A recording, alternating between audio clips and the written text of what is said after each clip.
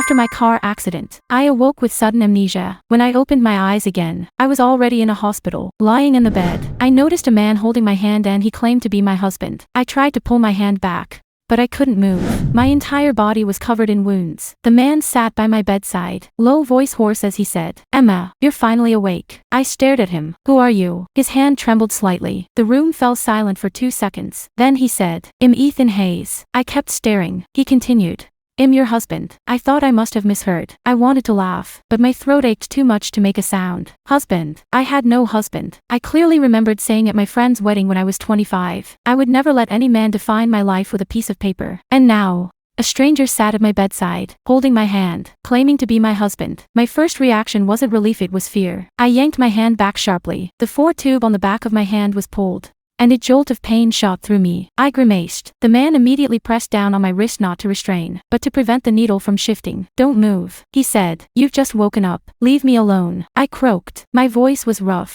but sharp. His hand hovered in midair, then slowly retreated. He didn't seem angry. That unsettled me even more. A real husband, seeing his wife awake and not recognizing him, should be shocked, should be heartbroken, should explain, maybe even fall apart. But he just stared at me, calm, as if had expected exactly this. The hospital room door opened. A woman in a white lab coat stepped in, around 40, her golden hair pulled back neatly, her expression gentle, her eyes steady. "Emma, you're awake," she said, walking to the bedside and shining a flashlight into my eyes. "I'm Dr. Grace Miller. You were in a severe car crash. You've been unconscious for 6 days." Crash. Those 2 words dropped like stones into my mind. I tried to remember darkness, rain, headlights, a piercing screech of brakes. Then nothing. What happened to my car? I asked. Dr. Miller glanced at Ethan. The movement was brief, but I saw it. Ethan said nothing. Dr. Miller replied, "The car flipped off the road. You suffered a head impact. You're now exhibiting memory loss." "How much?" She hesitated. "Initial assessment suggests you've lost the past 3 years of your memory." 3 years. I froze. That was impossible. I remembered arguing with my father, Robert Carter, just yesterday in his office. He said I was too idealistic,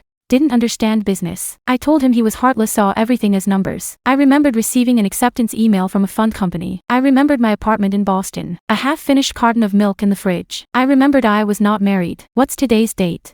I asked. Dr. Miller named a date. I looked at her, certain she was lying. Not a day, not a month, 3 entire years, ripped from my life. I turned toward Ethan. "You said you're my husband." "Yes." "Prove it." He didn't hesitate. From his jacket pocket, he pulled out a thin folder. Inside, a photocopy of a marriage certificate. The woman in the photo was me. The man beside her was him. The date, 1 year ago. My signature was below me, handwriting, unmistakable, neat, sharp. The final stroke always pressed heavily. I stared at the paper, a chill spreading through my gut. I didn't believe in marriage, but the proof said I'd married him. It could be forged. I said. Ethan looked at me. "Okay." I frowned. He didn't rush to argue. He admitted too easily. Then he pulled out another ring from his pocket. White gold. Simple, with 2 initials engraved inside E.H. I touched my left hand. There was a faint, shallow ring mark on my ring finger. I suddenly felt nauseous, not physically, but emotionally, as if my life had been stolen. For the past 3 years, I'd known him, married him, and perhaps even loved him. But now, all those things felt like fake entries in someone else's fabricated records. Dr. Grace closed the medical file. "Emma, don't force yourself to think too much right now. Memories may return slowly or they might not. You need rest. Avoid stimulation." "What about my father?" I asked. The moment the words left my mouth, silence fell in the room. Ethan's expression changed. Dr. Grace's fingers paused mid-motion. I looked at them, and dread sank into my chest. "Where is my father?" I asked again. Dr. Grace spoke softly. "Emma, your father passed away 3 years ago." I heard a ringing in my ears. "Impossible. I'm sorry. You're lying." I tried to sit up, but my body wouldn't obey. My chest felt like it was weighed down by an iron block. My hands began to tremble. My father dead 3 years ago. But I remember him standing by his office window, back to me, coldly saying, "Emma, one day you'll understand trusting others is the costliest mistake." I slammed the door and left. Was that the last time I saw him? I don't know, because I can't remember those 3 years. Footsteps approached urgently at the door. A woman burst into the room. She had light brown hair, wore a beige coat, and her eyes were red from crying. "Emma." She rushed to the bed and clutched me tightly. My body froze. She carried a strong scent of perfume familiar. "Chloe," I said uncertainly. She sobbed harder. It's me. You scared me to death." Chloe Bennett, my college friend. She used to sit beside me, listening to me complain about my father. accompanying me for cheap coffee. She once said I was the bravest person she'd ever met. Seeing a familiar face, I should have felt relief. But she held me too tightly, so tight it felt like she feared I'd run away. She lifted her head, gripping my hands. You still remember me, don't you? I remember you from college. Her smile faltered. And after that, do you remember anything else? I didn't answer. She turned toward Ethan, her eyes filling with sudden resentment. Are you satisfied now? She said coldly. She remembers nothing. Ethan stood motionless, his face unreadable. Now isn't the time to argue, he said. Of course you don't want to argue. Chloe's voice trembled. You're best at controlling her, silencing her, cutting her off from friends. I looked at Ethan. He still didn't explain. A man accused like this innocent one should be furious. But he just looked at Chloe, as if he expected every word she'd spoken. That unsettled me even more. Everyone, leave, I said. Chloe immediately objected. Emma, I'll stay with you. No, I said, staring at her. Everyone out. She froze. Doctor, Grace said, she needs rest. Ethan glanced at me one last time. It'll be just outside. I didn't reply. After they left,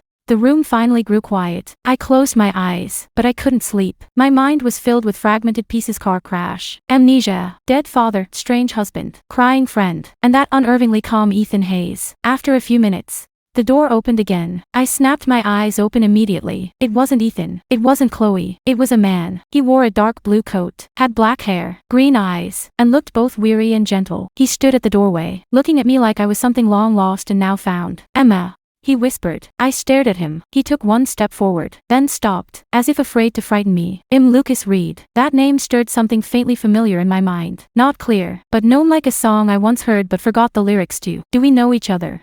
I asked. He gave a bitter little smile. More than just knowing. That sentence hit me like a punch in the chest. He walked toward the bed but didn't touch me. Just looked down at me. I know you're confused right now. I also know they've told you a lot. But listen to me, just one thing. What? His eyes were red. Don't trust Ethan. I stayed silent. He continued. The night you were in the accident, you were supposed to come see me. You said you'd had enough. You said you were leaving him. My fingers slowly clenched. Why would I leave him? Lucas looked toward the door, lowering his voice. Because he's been controlling you. That was exactly what Chloe had just said. If one person says it, it's bias. But if two people say it, starts to feel like the truth. Control what?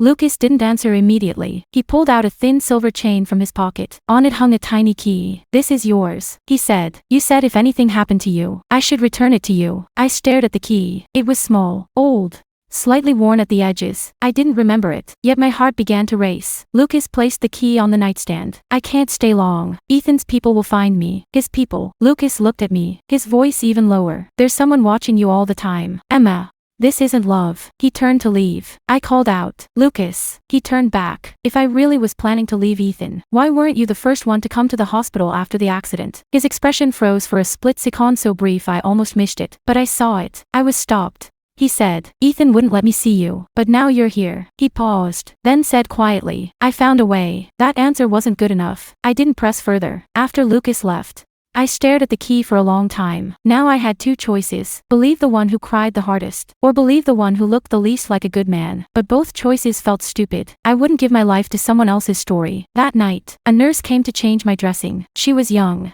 named Mia. She moved carefully, spoke little. I asked her, where's the clothing I was wearing during the accident? She hesitated. It should be in the belongings bag. I'd like to see it. She hesitated again. Mr. Hayes said you need to rest. Again. Ethan. I looked at her. That's my stuff. Mia glanced at the door, then finally handed me a sealed bag. Inside, a torn coat, a blood-stained shirt, and a cracked leather purse. After she left, I painfully examined each item. No phone, no wallet, no documents, nothing useful. Too clean. Too clean.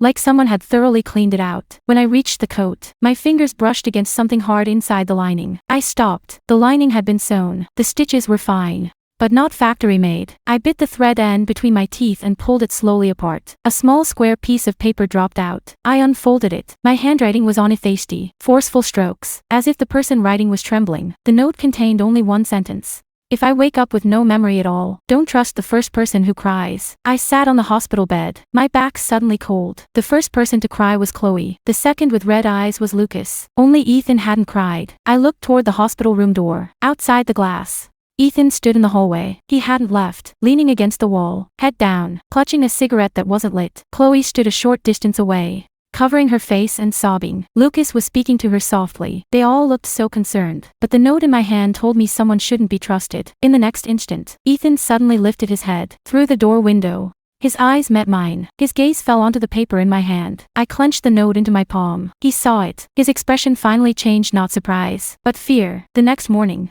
Ethan took me home. I didn't want to go with him, but I didn't want to stay in the hospital either. Everyone in the hospital knew him. Doctors looked at him with too much respect. Nurses followed his instructions too easily. This place didn't feel like my safety, it felt like his territory. I sat in the wheelchair, being pushed toward the hospital entrance. Chloe stood by the car, eyes still puffy. "Emma, you can come stay with me," she said, holding my hand. "You don't have to go with him." Ethan stood beside the black car, silent. Lucas arrived too, quiet. Unlike Chloe, he just looked at me. His gaze deep. "Choose for yourself," he said. It sounded respectful, yet all three of them were waiting for me to make the choice they wanted. I looked at Chloe. Her eyes were full of hope. Then back at Lucas. He seemed to already know what I'd choose. Finally, I turned to Ethan. He didn't ask, didn't explain. He just stood there like a cold, unyielding wall. I said, "I'm going with Ethan." Chloe's face changed. Lucas' expression darkened. Ethan paused for a second, his hand on the wheelchair. I looked at Chloe and said calmly, "If he really is my husband, I need to see where I used to live." Chloe flared up.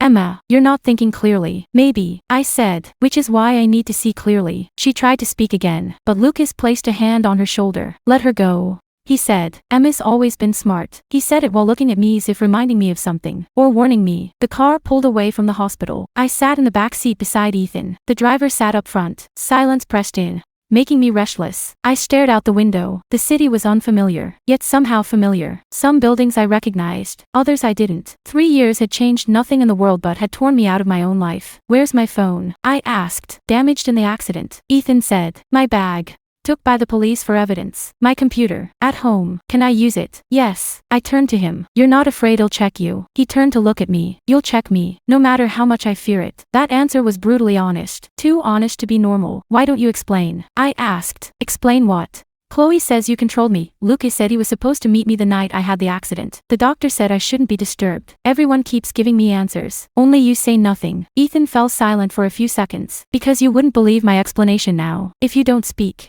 you'll believe even less." He lowered his eyes to his hands. His left ring finger bore a wedding ring matching mine. "Emma, your father passed away 3 years ago. You took over Carter Group. A lot of people wanted to take it from you. There aren't many people you can truly trust around you, including you, especially me," he said. I frowned. Ethan continued.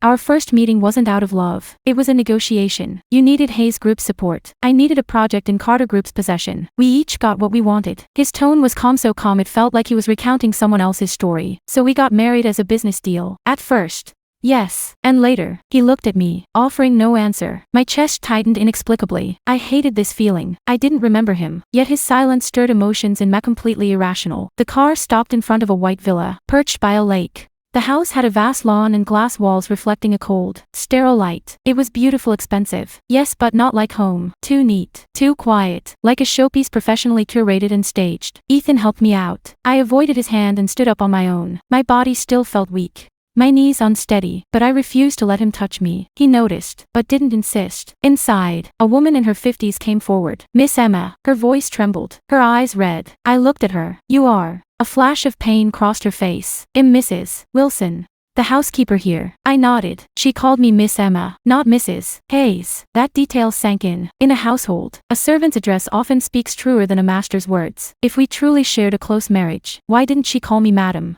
Ethan glanced at Mrs. Wilson. She immediately lowered her head. I pretended not to see. The interior was colder than the exterior. Gray and white tones, clean lines, abstract modern art on the walls. No wedding photos, no family pictures, nothing that proved we had ever loved each other. "This is our home?" I asked. "You chose the house," Ethan said. "I chose it. You said the view was good, that you could spot anyone approaching easily." I stopped. That didn't sound like choosing a home, more like picking a fortress. Ethan led me upstairs and opened the door to a bedroom. It was spacious, an expansive walk-in closet to the left, floor-to-ceiling windows to the right. On the nightstand sat a glass of water, a book, a black fountain pen. I stepped inside. There were signs of Mimi clothes in the closet, my skincare products in the bathroom, my favorite sticky notes in a drawer on the desk. Yet I still felt alien here. I opened the desk drawer. Inside was a photo album. I flipped it open. The first page showed a photo of Ethan and me standing in front of a courthouse. I wore a white suit. He wore a black suit. We weren't hugging. Weren't kissing, just standing side by side, as if two people had just finished signing a contract. The second page showed a dinner party photo. I was linked arm in arm with Ethan, smiling at the camera standard.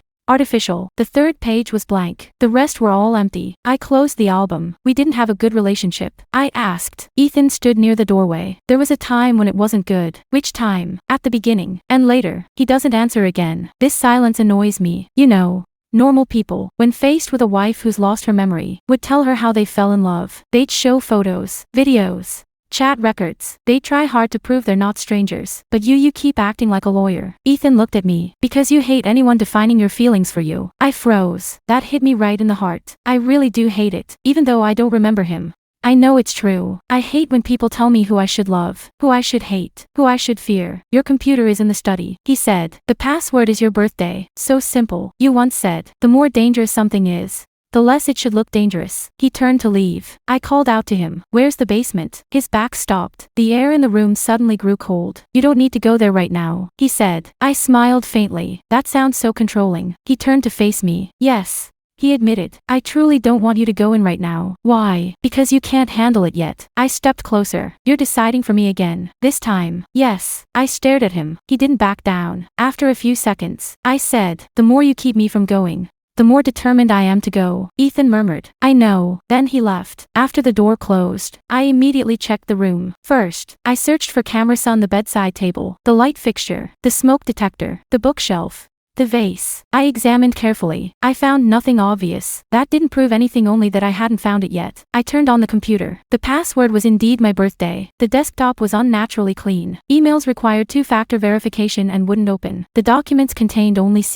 company files. I searched Ethan, a flood of business contracts appeared. I searched Lucas, nothing. I searched Chloe, nothing. This was too clean. No one's life for 3 years could be so spotless. I tried searching accident. Nothing. Robert Carter. Nothing. Not even my father's name. I leaned back in the chair, staring at the screen. Someone had erased everything from this computer. Or his computer was never meant for my past self. In the afternoon, Chloe called me. The number appeared on the landline screen. I picked up. Her voice was urgent. Emma, are you okay? Has he been difficult with you? No, he won't act right away. He's very good at pretending. I looked out the window. Ethan was on the lawn, talking on his phone. His back was straight, facing away from me. Chloe, you keep saying he's controlling me. Do you have proof? She paused. Of course I do. Send it to me. A few minutes later, she sent several photos. The first, me standing at the second floor window, head down, as if crying. The second, me and Ethan arguing at the stairwell. He was gripping my wrist. The third, bruises on my arm. The angles were too hidden, too secretive, like surveillance photos. I zoomed in on the second image. Yes, Ethan's hand was clearly on my wrist, but in my other hand something seemed to be in it. The photo had been cropped. Who took these? I asked. Chloe said,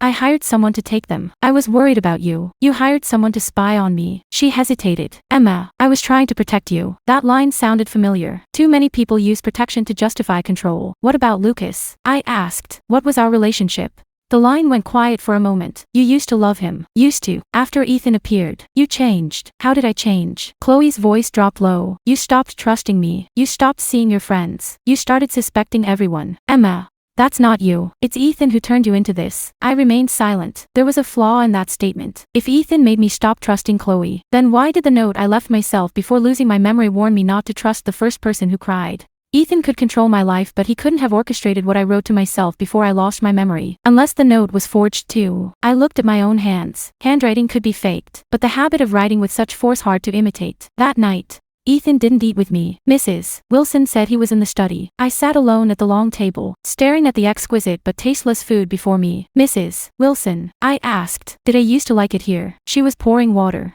her hand trembling slightly. You rarely said whether you liked anything. Then what about Ethan and me? She looked down. The master cares deeply about you. I'm asking where we close. She stayed silent. I set down my knife and fork. Are you afraid of him? Mrs. Wilson looked up, a flicker of panic in her eyes. No, ma'am. Then what are you afraid of? She didn't answer. I understood. She was afraid of saying the wrong thing. Perhaps she wasn't afraid of Ethan, but of all the secrets hidden within this house. That night, I couldn't sleep. I waited until the corridor was quiet, changed into a dark coat, and left my room. The basement door was at the end of the west corridor on the first floor. ID memorized its location during the day. The door was black and required a code. I tried my birthday first. Incorrect. Ethan's birthday. Incorrect. Our wedding date. Incorrect. I paused. The more dangerous Oh, thing is, the less it should look dangerous. I entered my father Robert Carter's date of death. The screen turned green. The door opened. My heartbeat quickened. I didn't know why I'd thought of that date. Maybe intuition. Maybe my body remembered what my mind had forgotten. I descended the stairs. The basement wasn't as damp and dark as I imagined. Lights turned on automatically. Below was a large room. The walls were covered in photos, documents, maps, newspaper clippings. In the center stood a long table piled with file boxes, voice recorders, hard drives, and several old cell phones. This wasn't a prison. It was an evidence room. I stood still, breath softening. On the far left whiteboard were several names. Lucas Reed, Chloe Bennett, Grace Miller, Victor Hale, Ethan Hayes. Red lines connected each name. I stepped closer. Under Lucas' photo, approached me, motive unknown, connected to Carter's unusual fund transfers. Under Chloe, university friend, source of information leaks, not fully trustworthy. Under Grace Miller, doctor, has collaboration records with Lucas Foundation. Under Victor Hale, board member, benefited most after my father's death. Under Ethan, temporary ally, usable, but not fully trustworthy. Temporary ally, usable, not fully trustworthy. That was my handwriting. I suddenly wanted to laugh. So even before I lost my memory, I hadn't fully trusted Ethan. That was good. At least I hadn't become a foolish woman blindly trusting a man. On the other side of the wall hung a map of the crash route. Red lines marked the highway. My car sped off the lakeside road and crashed through the guardrail at a sharp bend. Beside it is a VE.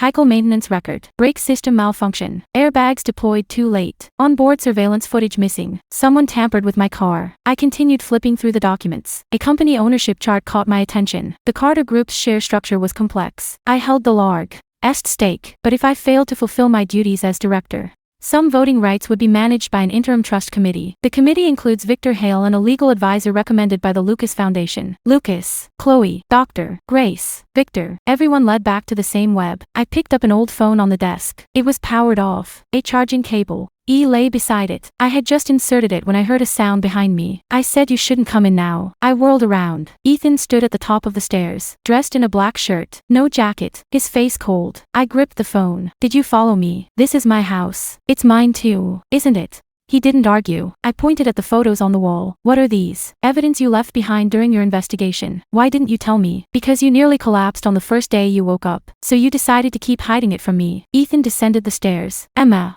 what you're seeing right now is just fragments. Fragments mislead. Everyone says I'm prone to misjudgment, but what they really mean is that I should trust their judgment." He stopped in front of me, across a long table. "You're right," he said. I froze. He rarely contradicted me. This silence was harder to face. "How did my father really die?" Ethan's eyes darkened. "Officially, heart disease. Do you believe that?" "No." "Do I?" "No. So I'm investigating him." "Yes." "Will you help me?" "Yes." "Why?" "Because you came to me and made a deal. You said someone in the Carter Group wants to force you out. You needed a powerful ally, one strong enough to deter them from acting against you. So I married you." "Yes." I stared at him. "And Lucas?" Ethan's expression cooled slightly. "You once trusted him. Did you love him?" He didn't answer immediately. That hesitation told me the answer. "Maybe," he said. A sudden ache shot through my chest. It was absurd. I didn't remember Ethan. Why should I care about his reaction? But I did. I hated this ache. This pull of forgotten memories. I picked up a photo from the table. In it, I stood beside Lucas at a corner of a charity gala. He was leaning down, speaking to me.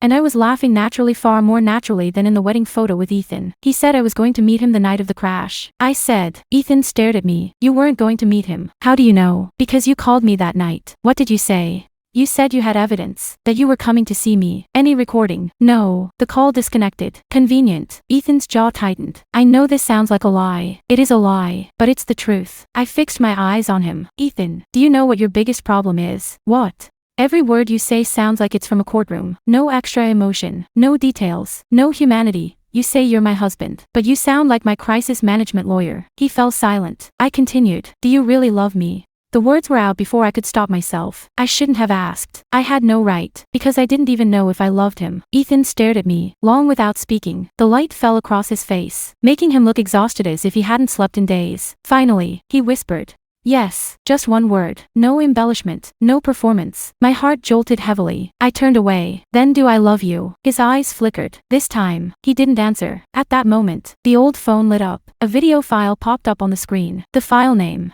"To me after I wake up." I pressed play. The footage shuddered. It was me sitting in a car, pale-faced, hair soaked by rain. The window outside was pitch black, wipers sweeping back and forth rapidly. In the video, I looked straight into the camera, voice urgent. "If I wake up and remember nothing, Listen careful, I don't let anyone else remember the past for you. I held my breath. The me in the video went on. My accident wasn't an accident. Someone tried to kill me. I split the evidence and hid it separately. Don't trust anyone all at once, including Ethan. Ethan stood opposite me, motionless. A shrill horn blared through the video. I heard my own ragged breathing. Also, the man wearing the L cufflink. The screen jolted violently. The video cut out. The screen went dark. Only my breathing remained in the basement. L cufflink. Lucas Reed. I turned to look at Ethan. Lucas' name starts with L. Ethan didn't speak. Suddenly, it came to me. But why does your suit cabinet also have a cufflink engraved with an L? Ethan's expression finally changed. I took a slow step backward. At that moment, the doorbell rang upstairs. Mrs. Wilson's anxious voice came quickly. Sir, the police are here. The police stood in the living room, 4 of them. The lead detective was Mark Davis, late 40s, gray eyes, face like stone. He saw me descending the stairs, and his gaze paused on my face. Emma Carter. Yes. He turned to Ethan. Ethan Hayes. We need you to come with us for questioning. Ethan stood beside me. Calm. Reason. Davis pulled out a file. We've received new evidence. Someone has accused you of intentionally causing the car crash and attempting murder of your wife. The room fell silent. Mrs. Wilson covered her mouth. I looked at Ethan. There was no shock on his face. Only a deep, weary stillness, like had been expecting this moment all along. What's the evidence? I asked. Davis glanced at me. Ms. Carter, you're currently the victim. We'll contact you formally later. I'm also a party involved. I said, if you're taking my husband, at least tell me why. The moment I said my husband, Ethan turned to look at me, briefly, but I saw it. Davis paused for a few seconds before speaking. A notarized but unsigned divorce agreement, a vehicle repair record, and a cufflink. Cufflink. My fingers tightened slightly. What kind of cufflink? One engraved with the letter L. Cold crept up my spine. Ethan looked at Davis. That's not mine. Davis said. Well, investigate. Where did you find it? Near the scene of the accident. Ethan's eyes shifted slightly. I asked, who submitted the evidence? Davis said, Anonymous. Anonymous. How convenient. I had just seen the video mention the L cufflink. And then the police showed up at our door with the same cufflink. Someone was steering me toward a certain direction, making me see Ethan as a suspect, making me fear him, making me leave him. Ethan made no resistance. He simply turned to me and said, don't go see Lucas alone. I stared at him. You don't have the right to order me around anymore. This isn't a command. Then what is it? He paused for a second. A request. This was the first time Head used that word. When the police put handcuffs on him, I didn't speak up. I couldn't. I didn't trust him, but I didn't trust those who accused him either. Before they took him away, Ethan stepped toward me. Agent Davis tried to stop him, paused briefly, giving us a few seconds. Ethan bent down close to me, his voice barely above a whisper. Don't rush to recover your memories. I frowned. What do you mean? He said, if they find out you're starting to remember, they'll act again. Who are they? Ethan looked at me. You already know part of it. With that, he was let out by the police. Black car headlights swept across the window, vanishing swiftly into the night. I stood still, feeling the house suddenly feel larger and emptier. Mrs. Wilson approached. Miss Emma, don't comfort me. I said, tell me the truth. Will Ethan kill me? Her face turned pale. No, she answered too quickly. Why are you so sure? Mrs. Wilson's eyes grew red. Because on the night of the accident, after the phone call, the master nearly lost his mind. He drove straight out himself, and when he came back, his whole body was soaked in blood. He carried you into the hospital, his hands shaking the whole way. I stared at her. Then why was he so calm when I woke up? Mrs. Wilson lowered her head. Because Head already broken down once. Those words pressed hard on my chest. I didn't want to let them affect me. People can fake pain, especially the wealthy, especially someone like Ethan. But I also knew Mrs. Wilson had no reason to lie, certainly not now. The next morn, Lucas came. I wasn't surprised. Ethan had barely been taken away when Lucas appeared. The timing was too perfect, like had been waiting just outside. He wore a light gray coat, holding coffee and medicine. He stood at the door, gentle and restrained. I heard the police took Ethan. He said, news travels fast. He gave a bitter smile. Emma, this isn't the time to mock me. Then when is? He paused. I stepped aside to let him in. I needed to watch him perform. Lucas entered the living room, his gaze sweeping across the space like he was confirming something. How did you sleep last night? Not well. I said, my husband is accused of trying to kill me. Naturally, I'm not well. He looked at me. Do you still want to call him your husband? Legally, he is. Legality doesn't equal truth. Then tell me the truth. Lucas sat across from me, his voice softening. Your marriage to Ethan was a mistake from the start. He married you for Carter Group shares. He controlled your life, cut you off from friends, isolated you more and more. You once tried to leave him, but every time, he pulled you back. Chloe said the same thing. Because it's true. I lifted my coffee cup but didn't drink. Then why didn't I report him? You don't have proof. I have money, lawyers, And a company. A woman with no evidence can still cause trouble. Why haven't I done anything? Lucas paused. Because you're afraid. I looked at him. I'm not the kind of person who'd be afraid into doing nothing. His eyes flickered for a split second, then quickly returned to warmth. You weren't like that before. Ethan changed you. Again, that line, framing everything that doesn't fit his story as Ethan's fault. So convenient. I asked. That night of the accident I really was going to find you. Yes. Did you call me? You sent a message. Let me see it. Lucas stopped. My phone was broken. I smiled faintly. Coincidence. My phone was broken too. Ethan said the call records are gone. You say the message is gone. Everyone has a story, but no one has proof. Lucas' expression tightened slightly. Emma. I know you don't trust anyone right now. That makes sense. But you should at least trust yourself. He said. You once gave me a key. Do you remember? I thought of the small key on my nightstand. What does that key unlock? Lucas looked at me. A place where you hid something. Where? I can't tell you now. I raised an eyebrow. Why not? Because I'm not sure there aren't Ethan's surveillance cameras here. You just said he was taken away. His house doesn't need him to be there. That made sense, but it sounded too rehearsed. Lucas handed me a card. Tonight at 8. Go to this address. Come alone. If you want to find out what you truly hid, come. I took the card. It bore the name of a restaurant. The Lantern. I knew that name. A flash crossed my mind. Warm golden light. A red wine glass. Lucas sitting across from me, smiling softly. Emma.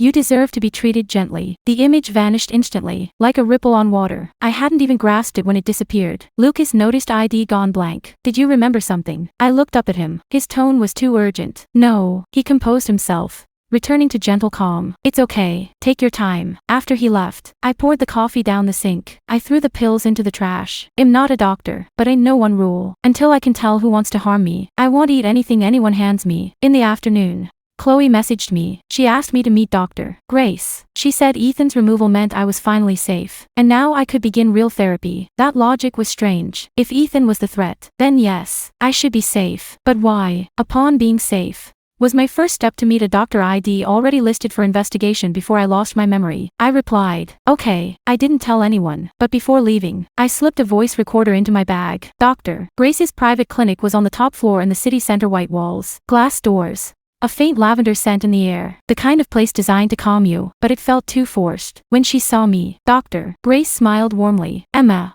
I'm so glad you came. Chloe said I need treatment. She cares about you deeply. Everyone says that. Dr. Grace looked at me. Do you not like being cared for? I don't like when others make decisions on my behalf under the guise of care. She smiled. The kind of smile one gives to a stubborn patient. That sounds just like your old self. What was I like before? Smart, stubborn, hard to trust others. Sounds nothing like someone who's sick. But when suspicion becomes excessive, it hurts you. I sat on the sofa. Do you think I'm suspicious too much now? You've just gone through severe trauma. Amnesia breeds insecurity. You'll try to grasp fragments, piece together the truth yourself, but those fragments can deceive you. Her words sounded professional, yet they echoed Ethan's. Fragments can mislead you. They're all telling me not to trust what I see. Dr. Grace produced a pill bottle. This is for stabilizing your sleep and emotions. You should CK to taking it. I took it and glanced at it. Will it affect memory recovery? No. Any side effects? Minor drowsiness. I'd like to see the full ingredients list. She paused slightly. Of course. She printed out the drug information from her computer. I stared at the complex medical terms,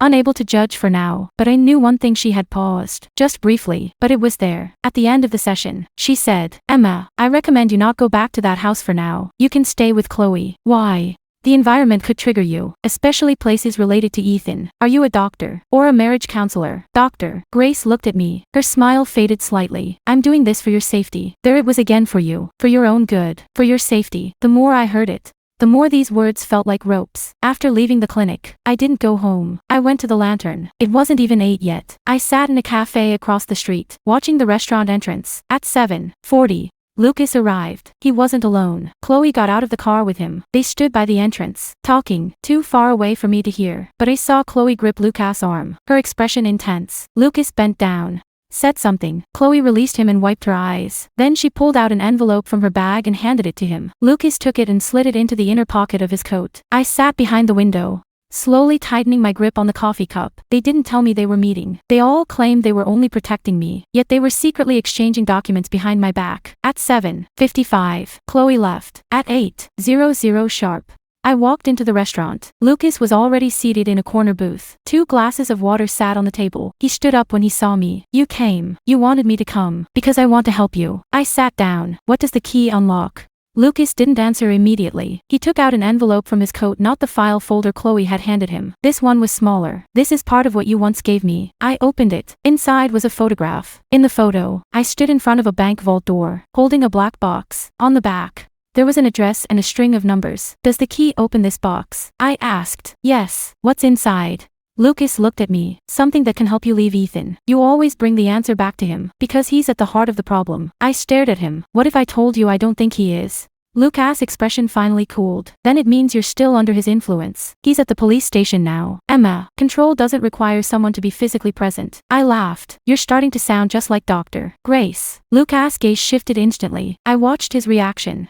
And I was certain of one thing. He knew Dr. Grace. Not just casually. "You're pretty close to Dr. Grace." I asked. "She's your doctor." "I'm asking about you." Lucas sipped some water. "Not really." He avoided my gaze when lying. I remembered that. I didn't call him out. "I'm going to the bank tomorrow." I said. "I'll go with you." "No need. Emma, it's not safe." Again, safety. Lucas fell silent. I stood up. "Lucas, if you really knew me, you'd know I hate when people take my choices away under the excuse of safety." His expression turned complicated. In that instant, I didn't sense regret. I sensed anger for not following his script. When I got home, it was past 10. Mrs. Wilson waited in the living room. "Miss Emma, where have you been?" "I met a friend." Her face was filled with concern, but she didn't push further. I went upstairs, shut the door, placed the medicine bottle and the instructions Dr. Grace had given me on the table.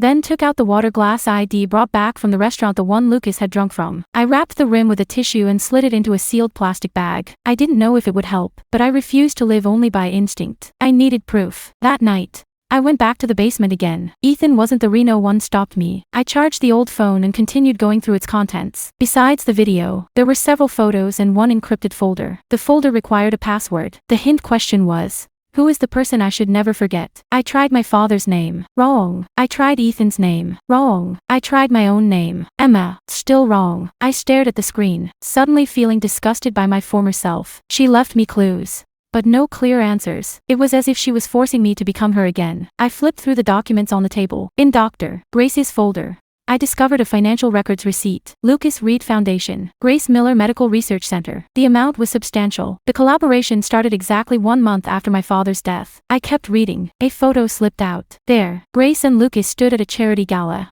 smiling and raising their glasses. On the back, my handwriting. "She's not a doctor. She's a lock." I stared at the words, my fingertips tingling with cold. A lock on what? My memories, or on some hidden truth? I slipped the photo into my pocket. At that moment, the basement light flickered. I looked up. A faint sound came from upstairs like glass being brushed. I turned off the basement light and slowly climbed the stairs. The living room was dark, lit only by moonlight streaming through the window. I heard movement from the study. Someone else was in the house. Not Mrs. Wilson. She didn't walk so quietly. I picked up the brass ornament by the hallway and crept along the wall towards the study. The door was ajar. Someone was rummaging through Ings inside. I held my breath and peered through the crack. A man in a black coat stood at Ethan's desk, opening a drawer. He wore gloves. I couldn't see his face. I slowly raised my phone, ready to take a photo, but then, in a flash, he turned. I stumbled back, knocking into a vase by the wall. The vase shattered. He charged out. I turned and fled. I wasn't fully recovered, so I couldn't run fast. He grabbed my arm from behind. I twisted and swung the brass ornament at him with all my strength. He grunted and let go. I staggered toward the door. Mrs. Wilson heard the sound and rushed down from upstairs. Miss Emma. The man, seeing someone had appeared,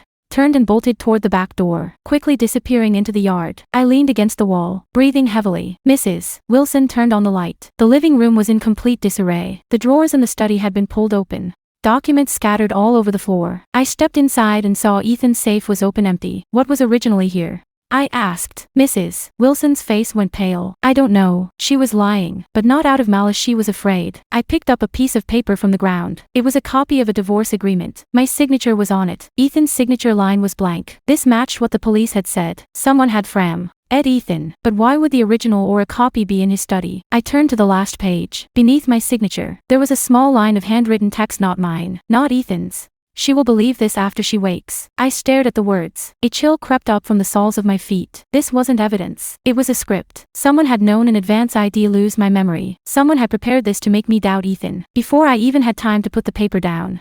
My phone rang. It was an unknown number. I answered without speaking. Lucas' voice came through urgent. Emma, get out of that house now. I slowly looked up, staring at the mess around me. Why? Because Ethan's people won't let you live past tomorrow. I whispered. Lucas. How did you know something happened at my house? The line went silent. 1 second. 2, 3. Then the call ended. After Lucas hung up, I didn't immediately call back. I stood in the study, staring at the scattered papers. My palms cold. He knew something had happened at my home, but I hadn't told him. Mrs. Wilson hadn't told him either. There were only 2 possibilities. First, I had sent the person who broke in. Second, had been keeping surveillance on this house. Whichever it was, it pushed him from suspicious straight to dangerous. Mrs. Wilson stood in the doorway, her face as white as a sheet. Miss Emma, we should call the police. They've already been called. I said. She froze. Who? I looked at the overturned safe, the one who wanted me to find out something was wrong here. 10 minutes later, the police arrived. It was still Agent Mark Davis. He took one look at the study and frowned deeply. You said someone broke in. Yes. Did you see the face? No. He had a hat and a mask. What was taken? I looked at Mrs. Wilson. She lowered her eyes, unable to speak. I answered for her. Whatever was in Ethan's safe. Davis turned to me. Do you know what was in there? No. Then how do you know anything was stolen? Because the safe was opened. And it was empty. Davis didn't ask further. He crouched to examine the safe, then had someone take photos. I stood beside him, watching him work. He was a cop, but I wasn't sure if he was clean. These past few days, ID learned one thing. A person can have a title, but that doesn't mean they have integrity. Davis stepped in front of me. Mrs. Carter, you're not safe here now. We recommend you stay somewhere else temporarily. Where? For example, a friend's place, a hotel, or a safe house arranged by the police. I chuckled faintly. My friend might be a suspect. A hotel could be traced. Right now, the police are investigating my husband's attempt to murder me. Who exactly do you expect me to trust? Davis fell silent. I looked at him. I want to see Ethan. No. Why not? He's under investigation. I'm the victim and his wife. That's not a reason. Then I'll give you another one. I pulled out a copy of the divorce papers. This was found on the study floor. There's a line on it. Davis took it, and when he read the words "shall believe this after she wakes up," his expression changed. I said, this wasn't written for Ethan to read himself. It was set up for me to see. You taking him in fits perfectly with this script. Davis stared at me for a few seconds. You're saying he's been framed. I'm saying the person who really wants to kill me is still out there. He didn't answer right away. I can't. You'd let me see him. Just 10 minutes. You can monitor the entire conversation. If he's guilty, it'll help you uncover it. If he's innocent, then you're just wasting your time right now. Davis handed the paper to the officer beside him. 9 o'clock tomorrow morning. I nodded. Anne, he added.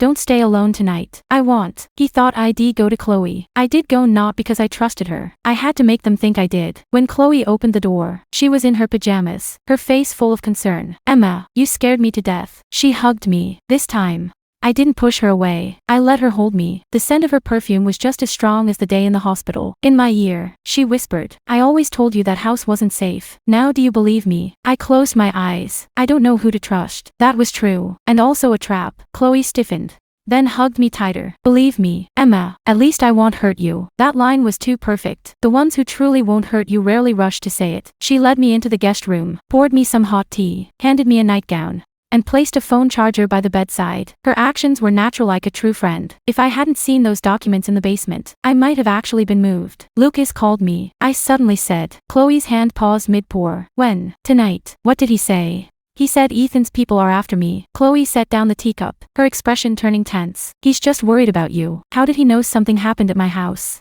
She froze. I held her gaze. Chloe quickly looked down. Maybe he heard it from the police. The police hadn't even arrived when he called. The room fell silent. Chloe raised her head. Her eyes slowly began to water. There it was again, the tears. Her most weapon. Emma, do you even doubt me now? I didn't answer right away. Her voice trembled. We've known each other for so long. I was with you through the worst times. When your father passed, it was me by your side. When you and Ethan fought, it was me answering your calls again and again. Now you've lost your memory, and a few words from him are enough to make you turn on me. She spoke with pain, but pain doesn't mean truth. I stepped toward her and took her hand. Chloe, I'm not doubting you. I'm just scared. She looked at me. I lowered my voice. Since I woke up, everyone's been telling me what the past was like. I don't know who's lying. I need proof. She slowly relaxed. It'll help you. Then help me get my company back. A flicker of light flashed in her eyes just for a moment, but I saw it. Of course, she said. You never should have been under Ethan's control. My head's a mess right now. I don't understand anything about the company. I need someone to handle things for me. She responded immediately.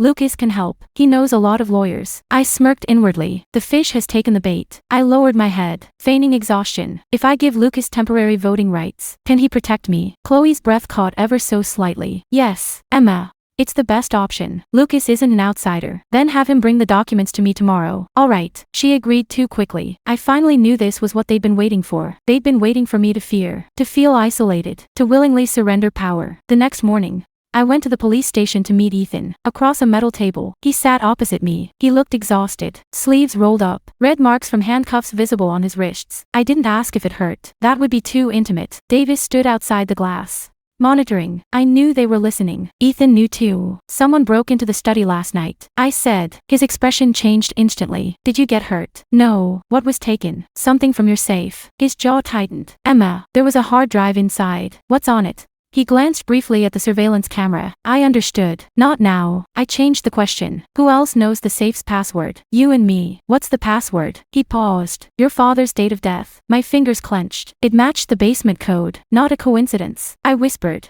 Lucas knew something was wrong at home. He found out before the police did. Ethan stared at me. You've seen him. Yes. His gaze turned colder. Emma, don't speak to me like that. I cut in. I'm not here to take orders from you. He fell silent. I pressed on. Chloe wants me to give Lucas temporary voting rights. They're bringing documents today. Ethan straightened slightly. Don't sign anything. I will sign. His face changed. I held his eyes. But he'll do it my way. Ethan understood. His expression didn't relax. But he looked at me deeper. You're trying to bait them into acting. They've already acted. I'm just making them hurry. That's dangerous. I know. You don't remember how ruthless they can be. I leaned closer, voice barely above a whisper. Then tell me. He closed his eyes for a moment. After a few seconds, he said, after your father died, Victor Hale has been trying to take over the Carter Group. He's not alone, he has allies on the board, in the foundation, even in the medical system. Lucas was the one he put near you. Chloe gathered private information about you. Grace manipulated your physical condition. My stomach sank. Who's Victor Hale? A board member of the Carter Group, one of the people your father trusted most. Trust again. My father was right. Trusting someone is the most expensive mistake. Why didn't you tell me his name earlier? Because knowing him without proof only puts you at risk. Do you have proof?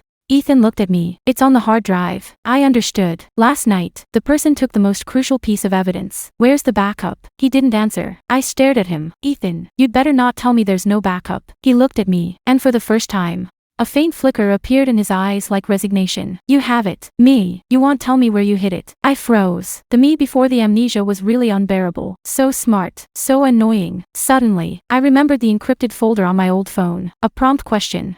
Who is the one person I should never forget? Not my father. Not Ethan. Not myself. Then who? Visiting time was over. The officer walked in. Ethan stood up suddenly and said, Don't trust any document you sign. I looked at him. Why? Before you lost your memory, you discovered someone could perfectly imitate your signature. A chill ran down my spine. Before being taken away, he added one last thing. The real document. You'll leave one mistake. After leaving the police station, I went straight to Daniel Brooks' office. Daniel was my father's lawyer before he passed away. White-haired, wearing silver-rimmed glasses, speaking slowly but his eyes were sharp. Ms. Carter, he said, watching me. I've been waiting for you. Did you know I'd come? Your father did. From a safe. He pulled out a sealed document envelope. It bore my father's signature. My throat tightened. What is this? A supplementary will left by your father, but per his instructions, I cannot give it to you yet. I frowned. Why not? Because he anticipated a scenario. Daniel looked at me. If you were to suffer a major incident and lost your capacity to judge, any transfer of shares and voting rights must be confirmed while you're of sound mind. What do you mean by confirmed while of sound mind? A public declaration, witnessed by me, 2 doctors, 3 board observers, and the press. I let out a cold laugh. So they want me to hold a press conference. Daniel nodded. If you announce your authorization of Lucas Reed during the press conference, he'll legally exercise most of your power. I told him about Chloe asking me to sign. Daniel's expression turned colder. That's not protection. That's takeover. I know. What do you want to do? I'm going to sign. Daniel frowned. I said, but I want to make the document invalid. Ethan said I'd leave one mistake. Daniel paused, then suddenly asked, when you sign documents, do you usually include your middle name? I don't have a middle name. Legally, your full name is Emma Carter. But 3 years ago, after your father passed, you privately established a rule. For any document signed under duress, you'd write your name as Emma R. Carter. I froze. R. Robert. Daniel said, your father's name. You said he'd be able to testify for you that way. My eyes suddenly stung. I didn't cry. I just looked down at my hands. I hadn't forgotten my father after all. She hid him inside her own name. That night, Lucas and Chloe came with the documents. They weren't overly urgent, meaning they were desperate. Lucas placed the papers in front of me. Just temporary authorization. You can rescind at any time once you're back to normal. I flipped through the document. More than a dozen pages. Complex clauses. But core was simple. I authorized Lucas Reed to handle certain affairs of the Carter Group on my behalf, including voting rights, board seats, and recommendations regarding asset disposal. He said protection. The document says control. I picked up my pen. Chloe sat beside me, whispering, "Emma, you've finally done the right thing." That sentence exposed her. A true friend wouldn't say that. Only someone who's long seen me as an obstacle would say finally. I wrote in the signature line, Emma R. Carter. Lucas glanced at it and saw nothing amiss. Chloe didn't either. I set the pen down. Am I safe now? I asked. Lucas smiled. Soon. Soon. Those two words confirmed there was more to come. Lucas gathered the documents and prepared to leave. Suddenly I said, I want to hold a press conference. Both of them turned to me at once. I lowered my voice. I'm tired of media speculation. I want to announce in person that Ethan and I are separating, and that you'll temporarily manage the company for me. Lucas' eyes flickered with light. Chloe immediately gripped my hand. Emma, this is the best decision. Of course. For them. After they left, I returned to my room and turned on my old phone. I entered the password for the encrypted folder again. Who was the person I should never have forgotten? I typed Robert. Wrong. I typed Daniel. Wrong. I closed my eyes. The one person I must not forget. Not the one I love. Not the one I hate. The one whose loss would make me lose everything. I slowly typed Victor Hale. The screen flickered. The folder opened. Only one audio file inside. I tapped it. First, static, then my own voice. If you're hearing this recording, then things have gone worse than I imagined. I held my breath. The recording paused. My voice dropped to a whisper. Remember, Lucas isn't the ultimate target. Chloe isn't. Grace isn't. The one who truly wants the Carter Group is Victor Hale. Before I could react, headlights suddenly flashed outside the window. A black car pulled up in front of Chloe's house. Lucas got out and walked around to the back, opening the door for a man. The man was around 60, silver-haired, wearing a dark coat. I'd seen his photo. Victor Hale. The recording continued. If Victor appears in person, it means he's ready to close the net. I turned off the phone and pulled back the curtain just enough to peek. Victor Hale stood by the car, Lucas bowing slightly as he spoke. Chloe stood at the door, her face tense. She was afraid of Victor. That mattered. She cried in front of me, flirted with Lucas, but in Victor's presence, she acted like an errand employee. That meant the real authority wasn't Lucas. It was Victor. The first copied the audio file to the cloud and sent a copy to Daniel. Then I hid my old phone inside the bathroom vent. After that, a knock came at the door. Chloe's voice. Emma, are you asleep? I turned off the light and lay down on the bed. Just laid down. The door opened. Chloe entered, forcing a stiff smile. Lucas came. He wants to check on the press conference details. Now. He's worried about what might happen if we wait. Those 4 words weren't how Chloe normally spoke. They were Victor's tone. I sat up, pretending to be exhausted. Okay. Downstairs in the living room, Victor was seated on the sofa. When he saw me, he stood, offering a polite smile. Emma, I'm so glad you're awake. His voice was deep and steady, like that of a trustworthy elder. If I hadn't heard the recording, I might have believed him. You are? I asked. He showed no surprise. Victor Hale, a longtime friend of your father, and a director at Carter Group. I nodded. Sorry, I don't remember you. It's not your fault, he said. You've been through so much. He took a step closer, his gaze gentle. If your father were still here, he wouldn't want to see you dragged into danger by someone like Ethan Hayes. I stared at him. You knew my father. We worked together for 20 years. Did he trust you? Victor smiled. Very much. A chill ran through me. One of my father's most trusted men. Also, the one who benefited the most after my father's death. Victor looked at me, assessing me like an asset being inspected. Lucas told me you're willing to hold a press conference. That's a mature decision. I'm just tired. When you're tired, you should hand over heavy burdens to reliable people. Like Lucas. He's young, but he genuinely cares for you. I glanced at Lucas, standing behind Victor like an elegant tool. Suddenly I understood why he was always so gentle. Gentleness was his disguise. His purpose was to lower my guard. Victor was the one with the knife. When is the press conference? I asked. The day after tomorrow, afternoon, Victor said. At the Carter Group headquarters. The media's already prepared. I looked up. Already prepared. The air hung still for a moment. Lucas quickly jumped in. I meant, we can arrange it quickly. I eyed Victor. He didn't flinch. Older men were harder to handle than younger ones. He just smiled. Emma, your father taught you that opportunity favors only those who are ready. He also taught me not to trust people who are too eager to help. Victor's smile faded slightly. Chloe shot me a nervous glance. Lucas stepped forward. Emma, You're exhausted. Let me escort you upstairs. His hand brushed my arm. I pulled away instantly. No need. His hand froze midair. Victor watched the exchange. His expression faint, but I knew he had seen it. He had noticed I wasn't fully compliant. That wasn't good. That night, I couldn't sleep. I sat on the bathroom floor, listening to the recording at the lowest volume possible. The recording played. Victor controls the board, but he lacks legitimacy. He can't seize my shares directly. He needs me to hand them over myself. If I lost my memory, he'd have Lucas approach me.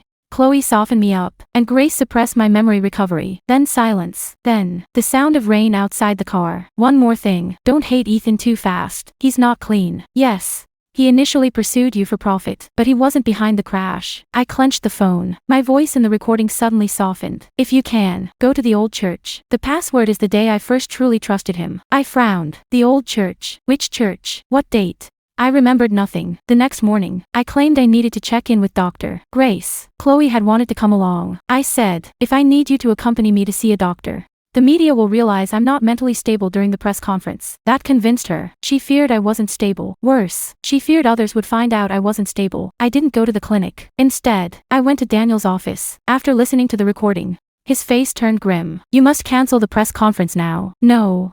I said, the press conference will go ahead as planned. It's too dangerous. They've already pushed everyone to the forefront. Canceling now would only force them to resort to more subtle methods. Daniel stared at me. Do you want to strike back during the press conference? Yes, we don't have enough evidence. That's why I need Ethan to come forward. Daniel fell silent. He can't leave the police station yet. Then let Davis know that arresting the wrong person will let the real killer finally complete his plan. Daniel picked up the phone. I asked again. Do you know the old church? He paused. What one? The one connected to me. Daniel looked at me, as if weighing whether to reply. Finally, he said, the place where you and Ethan made your wedding vows. I froze. We didn't get legally married at a courthouse. The legal paperwork was done at the courthouse, but half a year later, you two went to an old church outside the city. No guests, just me and the pastor. My chest tightened. Why? Daniel said. You said the first time was a transaction. The second time, that's when it became a choice. I could no longer speak. The first time was a transaction. The second time was a choice. I don't remember that day, but those words feel like a nail driven straight into my chest. Date?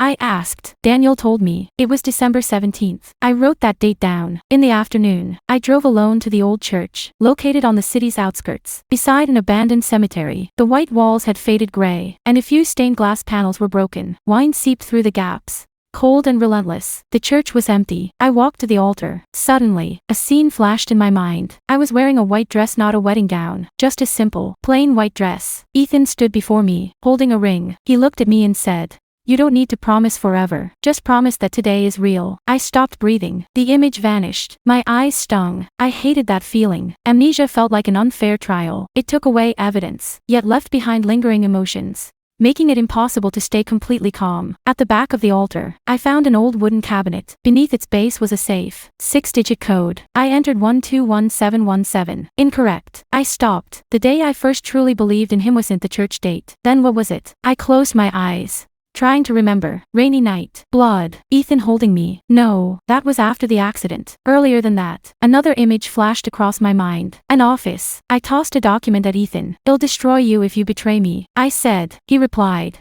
then you'd better live a long time. I laughed then. That wasn't trust. Another image. A hospital hallway. I sat on a chair, hands covered in blood. Ethan stood before me, saying to a doctor, save her father's person first. Don't worry about me. His sleeve was soaked in blood. Whose blood was it? Mine. Or someone else's? My head throbbed. I gripped the safe, gritting my teeth. The first time I truly believed him wasn't because he said he loved me, not because he gave me the ring, but because he gave me the choice. Suddenly, a phrase came to me. You hate when others define your emotions for you. That day might have been the first time he hadn't made a decision for me. I entered my birthday. Wrong. Entered my father's date of death. Wrong. Entered Ethan's birthday. Wrong. I leaned against the cabinet, breathing hard. Then I saw a tiny inscription above the safe. Not forever. Just today. Not forever. Just today. I entered the day before the wedding 121617. The safe opened. Inside was a black USB drive, a voice recorder, a wedding ring, and a photo. In the photo, Ethan and I stood at the church entrance. I wasn't looking at the camera. I was looking at him. My expression wasn't faked. I had truly loved him. That realization frightened me more than any evidence. Because love distorts judgment. I flipped the photo over. On the back, my handwriting,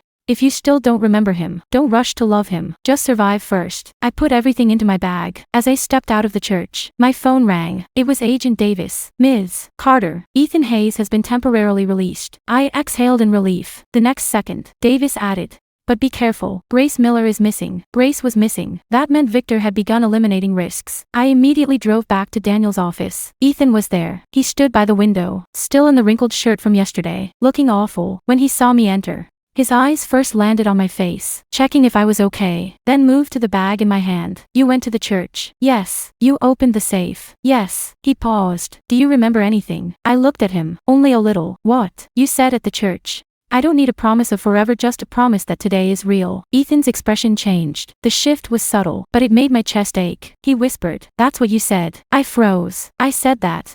You said you didn't believe in forever, that you only believed in today." I suddenly smiled. That did sound like me. Daniel cut in. "This isn't the time for nostalgia." He plugged the USB drive into the computer. There were multiple folders. Car accident vehicle records. Grace's medical records. Lucas F.O. Foundation fund transfers. Chloe's forwarded email with my private schedule. A recorded conversation between Victor Hale and a car mechanic. The evidence was even more complete than I'd expected. But one crucial piece was still missing. Victor never directly said kill Emma. He only said, "Make sure she can't appear at the board meeting." Legally, that phrase could be interpreted in many ways. Ethan stared at the screen. "It's not enough." "I know," I said. Daniel frowned. "The press conference is tomorrow afternoon. If the evidence isn't strong enough, we'll have to hold back information." "No," I said. "I want them to fill in the gap themselves." Ethan turned to me. "How?" "I want them to think I'm about to back out." I pulled out my phone and sent a message to Chloe. I typed, "I don't want to hold the press conference anymore. I'm afraid. I want to see Mr. Victor first." 10 minutes later, Chloe replied, "No, Emma, you must go on. Mr. Victor has already arranged everything for you." I typed again, "What if I don't go?" This reply came slowly. Finally, she sent just one line. "Then we'll have to protect you in another way." I handed the phone to Ethan. His expression turned cold. "Shall take action. So we're giving her the chance." That night, Daniel arranged security and recording devices. Davis also sent people to monitor Chloe's house and Carter's headquarters. Ethan insisted I stay at his house. I refused. "I'm going back to Chloe's." "No, they need to believe I'm still in their hands. It's too dangerous." I looked at him. "Ethan, you're doing it again, making choices for me." He froze. I softened my voice. "You can protect me, but you can't control me." He remained silent for a long time, then finally said, "I'll go with you nearby. Not too close. Emma, that's the condition." He stared at me, eyes flashing with suppressed anger and fear. Finally, he said, "Fine." When I returned to Chloe's house, she was waiting at the door. "Where were you?"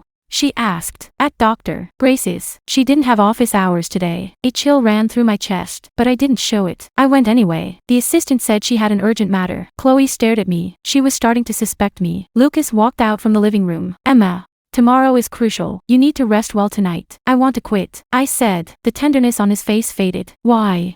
"I don't want to hand over the company to anyone. I don't trust Ethan. I don't trust any of you." Chloe went pale. Lucas stepped closer. "You're just stressed. Maybe I've finally woken up." He studied me for a few seconds, then suddenly smiled. "Have you remembered everything?"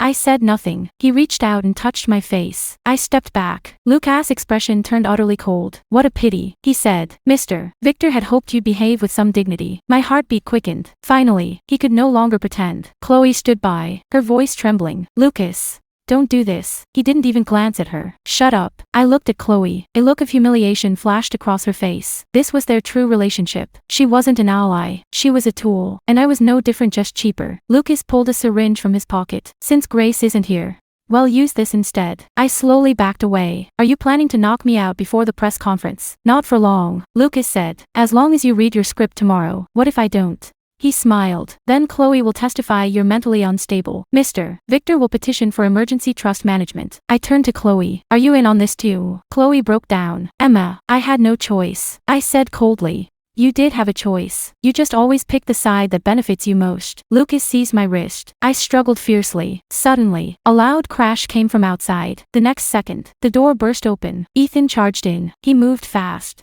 slamming Lucas into the wall. The syringe fell to the floor. Lucas cursed, swinging a fist at Ethan. They wrestled on the ground. Chloe screamed. I picked up the syringe and retreated to the wall. As Ethan pinned Lucas down, the man suddenly laughed. "Think you've won." Blood trickled from his mouth. but his eyes were wild. The press conference will still happen. Victor already has Emma's signed authorization documents. As long as you don't show up tomorrow, he'll take over Carter Group anyway. I looked down at him. You're talking about the one signed by Emma R. Carter. Lucas' smile froze. I pulled out my phone and played the recording. Every single word Head just said was perfectly captured. Lucas' expression finally changed. Police stormed in. Davis personally handcuffed Lucas. Chloe knelt on the ground, weeping, muttering, "I didn't mean to.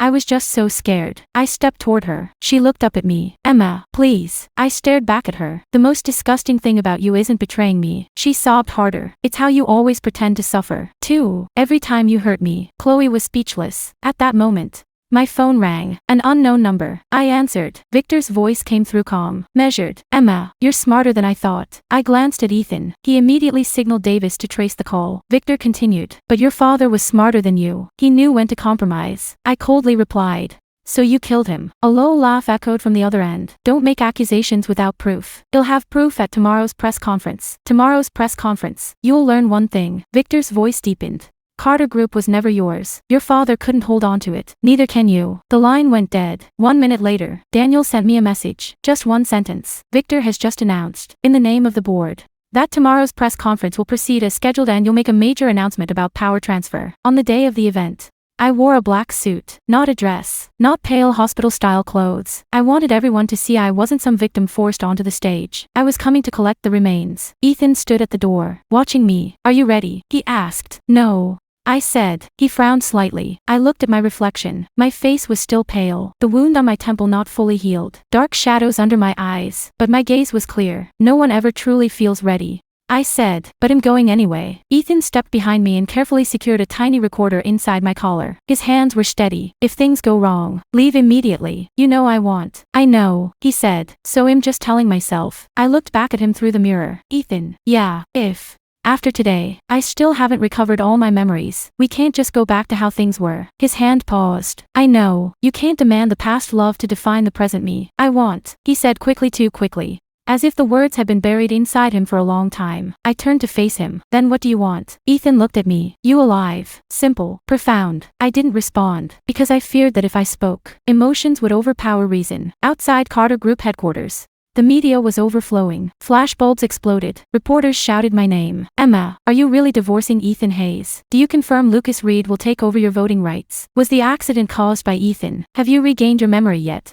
Questions came like knives. I didn't stop. Daniel walked on my left, Ethan on my right. Davis' team blended into the security detail. As I entered the hall, I saw Victor. He stood at the front of the stage, dressed in a dark suit, appearing as the true master of the place. When he saw me, he smiled slightly. "Emma, you're here. You said I'd be making a major announcement, didn't you? I believe you'll do what's right. Right, or what serves your interests." His smile didn't falter. "If your father could see you like this now, he'd be deeply disappointed." That sentence was more repulsive than any threat. He killed my father and now he's using him to control me. I stepped closer, my voice low. "You don't deserve to speak his name." Victor finally dropped his smile. "The greatest mistake young people make is believing anger can change outcomes. The greatest mistake older people make," I said, looking straight at him, "is thinking they'll never be held accountable." His eyes turned cold. The host announced the start of the press conference. The hall was packed. Reporters, board members, lawyers, corporate executives. Lucas' arrest had not yet been made public. Chloe was under police custody. Grace had disappeared. Victor still thought he could at least control the narrative. He was wrong. I stepped onto the stage. Flashbulbs exploded below me. I gripped the microphone. "I am Emma Carter. The entire hall fell silent. 6 days ago,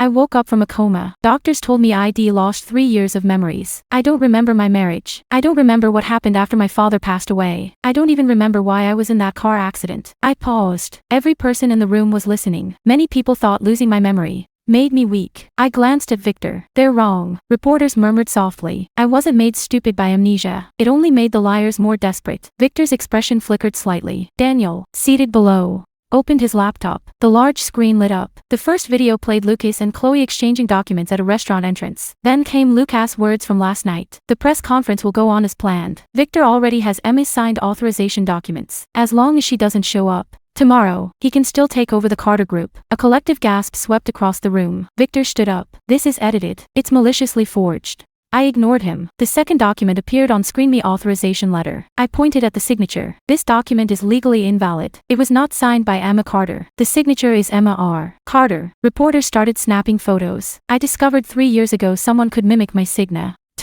So I created a verification system. Any signature containing an R means I signed under duress or deception. Daniel stood and added. This verification rule was pre-registered in my law firm's records well before the car accident. Victor's face finally turned ashen. I continued. The third piece of evidence. Financial records between Dr. Grace and Lucas Foundation. The fourth. Records showing Grace altered my treatment plan. The medication she gave me wasn't just for stabilizing my mood, she also made it hinder my cognitive speed and memory recovery. A reporter stood abruptly. Miss Carter, are you publicly accusing your doctor of manipulating your treatment? Yes. I said. I'm not suggesting it. I'm openly accusing her. The fifth piece. Chloe's email records forwarding my private schedule, address, and vehicle details to Lucas Reed. I looked directly into the cameras below. Chloe Bennett was my friend. At least. That's what I thought. But she sold my schedule to Lucas Reed. I didn't cry. It wasn't worth it. Next. The large screen displayed vehicle maintenance records. The brake system had been tampered with. Airbags deployed with delay. The vehicle surveillance system had been removed. The mechanic's account received a payment 3 days after the accident. The funds had gone through multiple layers of transfer before ultimately being linked to an offshore company controlled by Victor Hale. Victor shot upright. Preposterous. I demand this be stopped immediately. Davis walked in from the side door. Mr. Victor Hale.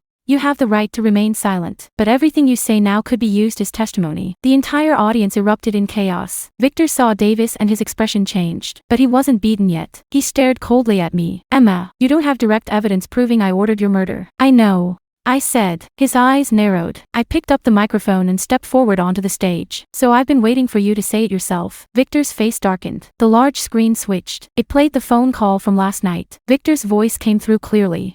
Carter Group was never yours. Your father couldn't hold on to it, and neither can you. Then came my question. So you killed him. Then Victor's reply. Don't say things like that without proof. The reporters stirred in agitation. Victor sneered. This still isn't an admission. Correct. I said. It isn't. I looked at Davis. He nodded. The screen changed again. This time, it showed footage from a police interrogation room. Lucas sat at the table, his face pale. His lawyer sat beside him. In the video, Lucas spoke hoarsely. Victor said that as long as Emma couldn't attend the board meeting, everything would be simple. I thought I was just supposed to get her hospitalized. I never meant to kill her. The interrogator asked, who arranged for the mechanic? Lucas replied. Victor's assistant reached out. But Victor approved the payment. The interrogator then asked, what about Robert Carter's death? Lucas remained silent for a long moment. Then he said, I don't know everything, but I do know Victor once said Robert died at the perfect time. The video ended. Victor's face went completely white. I stared at him. You're right. Lucas isn't direct evidence, but don't get ahead of yourself. Finally, the last recording played. It was from the tape recorder in the old Chich's vault. Not my voice. My father Robert Carter's voice. When I heard his voice, my chest felt like it had been struck hard. He sounded older than I remembered. Emma, if you're hearing this, it means I never got a chance to tell you myself. I suspect Victor Hale is siphoning off company assets. He's not just greedy who wants the entire Carter Group. My father coughed a few times in the recording. My health has been failing lately. The doctors say it's stress.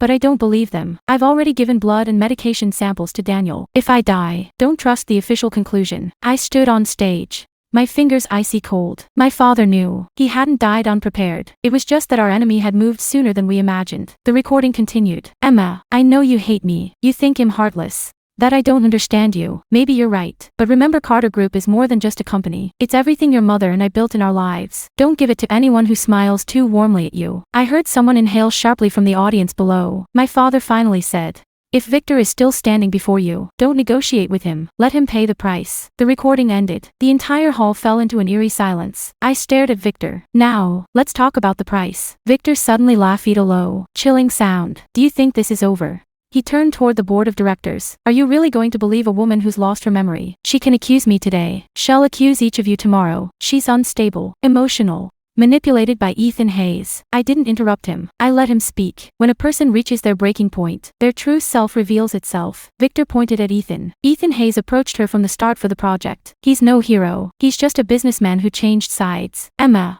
do you really think he loves you? He simply invested too much in you. The hall grew silent. All cameras turned toward Ethan. Ethan stood below the stage, silent. Saying nothing, I looked at him. Victor wasn't entirely lying. Ethan had indeed started as a transaction. So had I. That was Victor's cruelest weapon. Didn't just lie. He would sharpen fragments of truth into knives. I picked up the microphone. Ethan Hayes is not my savior. The audience went even eater. Ethan looked up at me. I continued. Our marriage began as a transaction. I won't sugarcoat it into a fairy tale. We both used each other. We both played games with each other. A slight smirk appeared on Victor's face. Thought I was helping him. I locked eyes with him. But the difference is, Ethan chose to protect me. You chose to kill my father, orchestrated my car crash, bribed my friends and doctors, and took over my company while I was unconscious. I took a step forward. A person doesn't need to be perfect to stand beside me, but a murderer has no right to sit in my father's seat. A flurry of camera shutters clicked. Davis moved toward Victor. Victor Hale, you are under arrest for murder, attempted murder, corporate crime, bribery of medical personnel, forgery, and evidence tampering. Please come with us. Victor didn't move immediately. He stared at me, his eyes cold. You'll regret this, I said.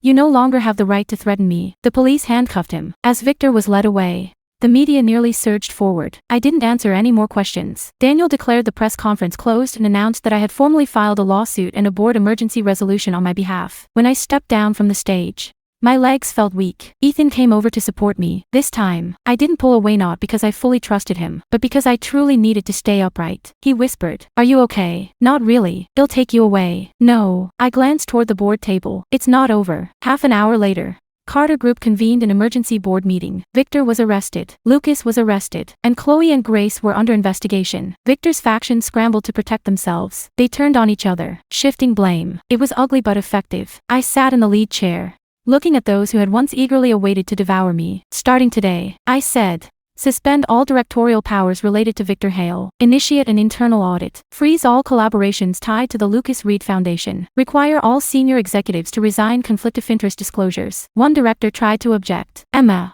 you've just been in an accident. Your current physical condition may not be suitable for immediately managing the company. I looked at him. Are you really concerned about my health? Or are you worried that the audit will uncover your secrets? He fell silent. I continued.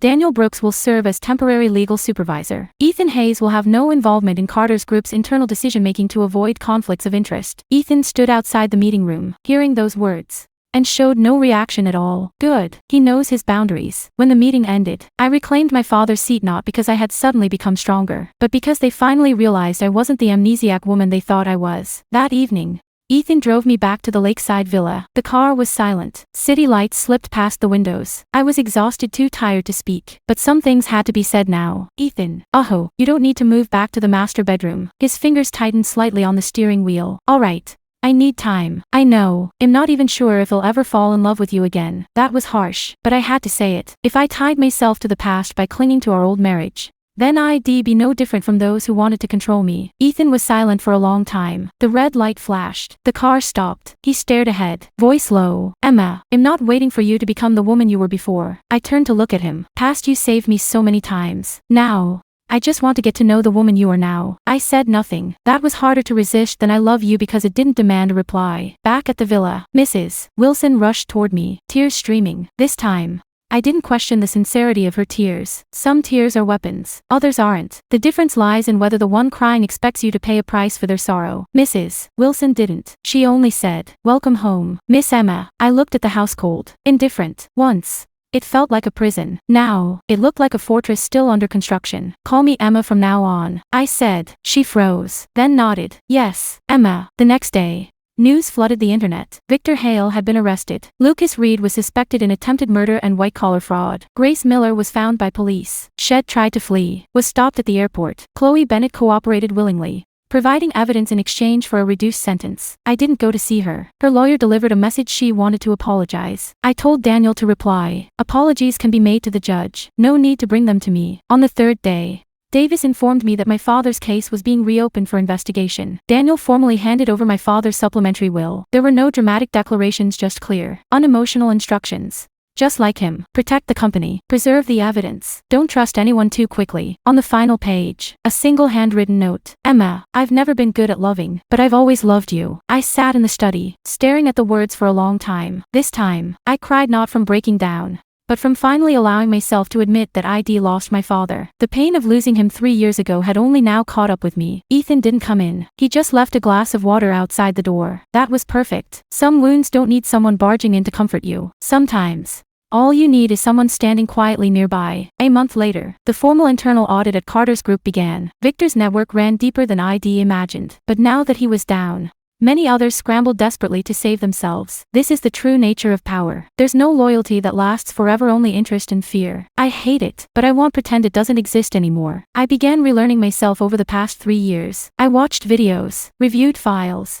read emails, and studied photographs. I didn't force myself to love Ethan. I didn't force myself to hate Lucas. I only looked at the evidence. The evidence tells me Lucas was approaching me from the beginning. The evidence tells me Chloe both envied and depended on me and ultimately betrayed me. The evidence shows Grace used her medical position to harm patients. And the evidence also shows Ethan once used me. But in my darkest moments, he chose to stand by me again and again. One night, while sorting through documents in the basement, Ethan stood in the doorway. "Can I come in? This is your house, and also your evidence room." I glanced at him. "Come in." He walked in and placed a ring on the table, the wedding ring from the church safe. "This should be returned to you." I picked it up. Inscribed inside were the words, "Not forever, just today." I stared at it for a long time. Ethan said, "You don't have to wear it." "I know, and you don't have to decide now." "I know." He nodded, turning to leave. I suddenly called out, "Ethan." He turned back. I slid the ring onto my ring finger. His expression changed. I said, "Don't misunderstand." He didn't move. "This isn't forgiving everything. It's not going back to the past." I looked at him. "It's today's choice." His throat moved. Today.